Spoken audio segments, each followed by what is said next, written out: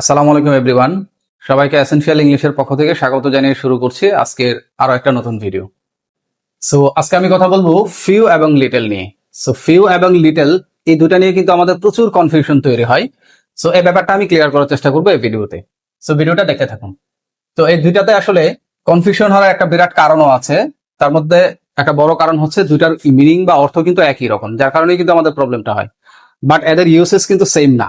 So ব্যাপারটা আমি clear করার চেষ্টা করছি। প্রথমে আমরা ফিউ নিয়ে একটু কথা বলি।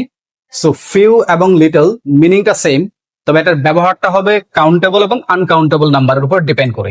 সো আমি যখন কোনো কিছুতে ফিউ ব্যবহার করব, সো এটা আমাকে শিওর করতে হবে যে আমার তারপরে নাউনটা ডেফিনেটলি কাউন্টেবল হতে হবে। So if my noun is countable then few এই সিরিয়ালটা আমরা ব্যবহার করতে পারবো। For example, I have a few friends, আমার কিছু বন্ধু আছে।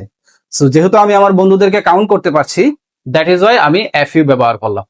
অন দ্য আদার হ্যান্ড, আমি যদি বলি জারের মধ্যে কিছু পানি আছে, সো পানি কিন্তু আমরা কাউন্ট করতে পারি না। তো যেহেতু আমরা এটা কাউন্ট করতে পারি না, দ্যাটস ওয়াই আমরা বলবো হচ্ছে there is a little water in the jar. So একদম মূল কথায় শর্টকাটে যদি আমরা বলি, ফিউ এর সিরিয়ালটা আমরা ব্যবহার করব কাউন্টেবল নাউনের ক্ষেত্রে,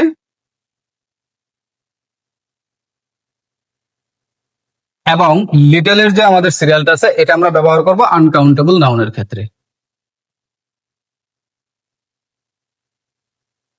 এটা হচ্ছে দুইটার মধ্যে একটা বেসিক ডিফারেন্সেস। সো এবার আসে আমি এই যে ফিউ, এফইউ এবং দা ফিউ, এদের মধ্যে আসলে পার্থক্যটা কি এবং এটার ইউসেসটা কেমন। সো প্রথমে এটা মনে রাখতে হবে, আমাদের এই ফিউ যে শব্দটা আছে এটা একটা নেগেটিভ শব্দ। সো এটা কিন্তু আমাদের মনে রাখা খুবই জরুরি।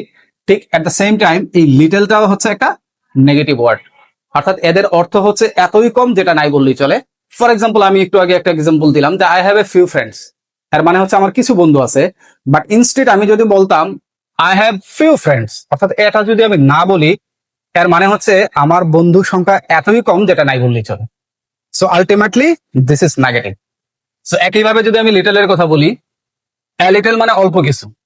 যেমন there is a little water in the jar, তার মানে হচ্ছে জারে অল্প কিছু পানি আছে। বাট আমি যদি এ লিটল না বলে শুধু লিটল বলতাম, লাইক এরকম, there is little water in the jug or jar, তার মানেটা দাঁড়ায় এরকম, জারে পানির সংখ্যা এতই কম যেটা নাই বললেই চলে।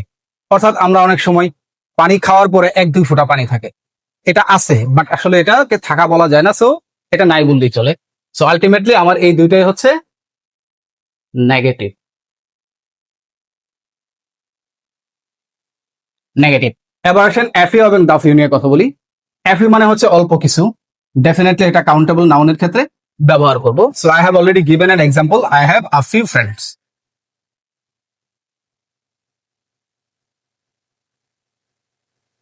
তারপরে যদি আমি দাফিউ নিয়ে কথা বলি, দাফিউ হচ্ছে আমার যতটুকু প্রয়োজন ততটুকুই আছে। For example, I have the few friends, অর্থাৎ whatever the example is, এর মানে হচ্ছে আমার যতটা দরকার ততটাই আছে। সো আমি আবার সিরিয়ালি বলছি, ফিউ মানে হচ্ছে এতই অল্প যেটা নাই বললেই চলে, এফইউ মানে হচ্ছে অল্প কিছু, এবং দা ফিউ মানে হচ্ছে আমার যতটুকু প্রয়োজন ততটুকুই আছে। এবং এই তিনটাই বসবে হচ্ছে কাউন্টেবল নাউনের আগে। আর কাউন্টেবল নাউন মানে কি, যেগুলা কাউন্ট করা যাবে, গণা যায়।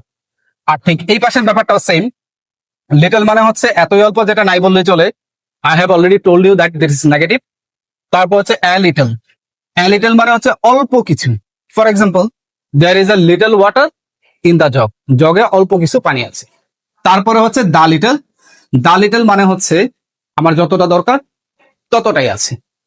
সো এটাই হচ্ছে আমাদের আজকের ভিডিওর মূল কথা। এই টোটাল সিরিয়ালটাই আমরা আনকাউন্টেবল নাউনের আগে ব্যবহার করব, এবং এই সিরিয়ালটা ব্যবহার করব কাউন্টেবল নাউনের পূর্বে। So I hope you have understood this video, and thanks for watching this video.